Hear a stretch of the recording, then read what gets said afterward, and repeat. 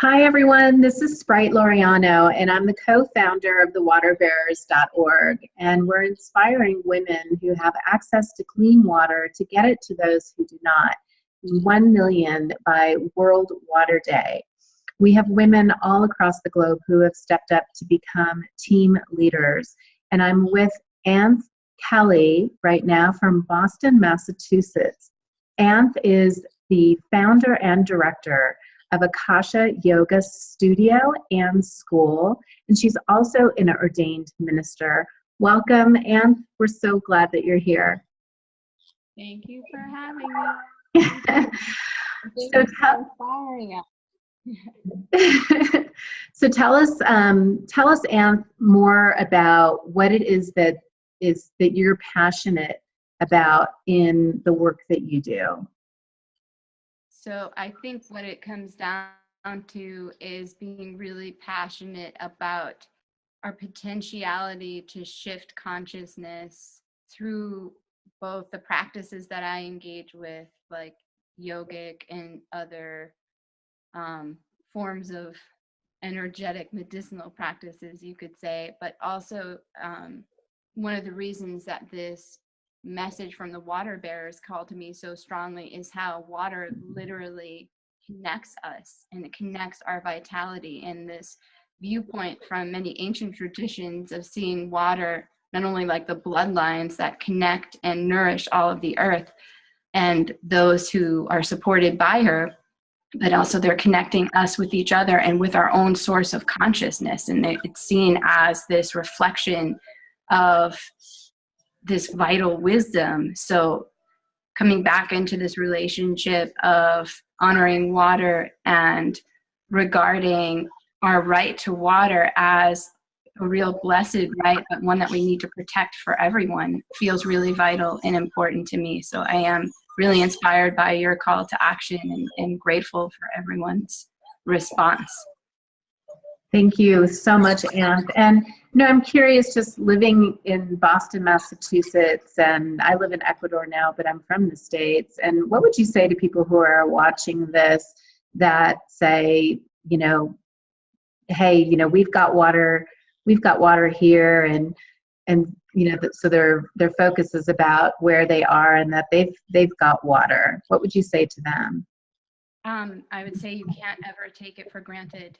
And it really, to me, is about coming back into right relationship and a conscious relationship for what's sustaining us, and not just looking at it as something that you don't actually think about and it's not really supporting you and it doesn't need to be protected in some way. Because even looking at the city of Flint, Michigan right now, and they're in the spotlight for their water being contaminated by the city, and then what also is happening in parts of the world where there are droughts, and then you have large corporations pumping water out to bottle it and sell it off, and then people who don't have access to that water not having clean water to drink from. I mean, I feel like that's going to affect more and more people, even in so-called first world countries. So I think it's something we all need to be paying attention to and taking action on and supporting each other with. Thank you. Thank you for stepping into that message and also into the action of it as well. And you are also an ordained minister, and you have a beautiful gift with the work that you do, the consciousness that you hold. So I'd love for you to share a little pearl of wisdom with us. What would be a message that you would want to share with others watching this?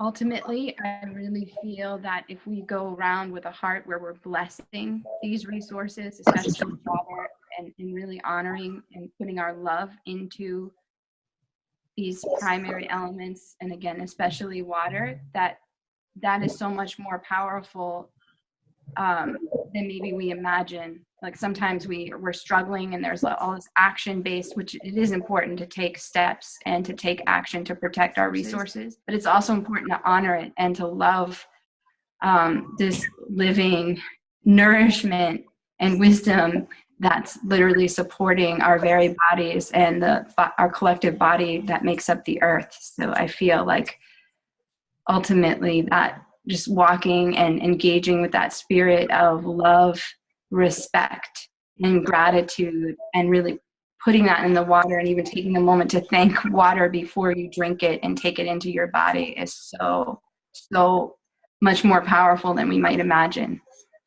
And even feeling that when you take the water in, or when you're showering in your shower, if you have the advantage of doing that, putting the love in the water and knowing that it's going and connecting through all these different ways, and it's pretty amazing to just even think of the literal water cycle, and even where the element came from, from space, and how it got here, and how it's continually regenerated. So that would be my message. Put the love in the water, she'll respond. Yay. Well, and our campaign hashtag is for the love of water. So we absolutely agree with you, and thank you so much for your consciousness around water, your willingness to share that with others, and to ask people to step into a great action of love. And that also, that action of love is in a donation, because the thing is, for all of you that are watching this, please come and support and her campaign. A $50 donation is getting clean water to 100 people, and for 10 years. So how many people do you want to help today? Please step into prayer and into love and into real action with us, so that we can see literally the numbers change and more people having access to clean water. It's easy to do that at thewaterbearers.org/fundraise. Thank you so much, Anne, for coming to be a part of this incredible movement, and for all of you that are watching, for the love of water. Thank you. Thank you, Sprite, and all of you for inspiring us in this call to action. And thank you for all of you who give and support it in ways large and small. Yes. Namaste. Namaste.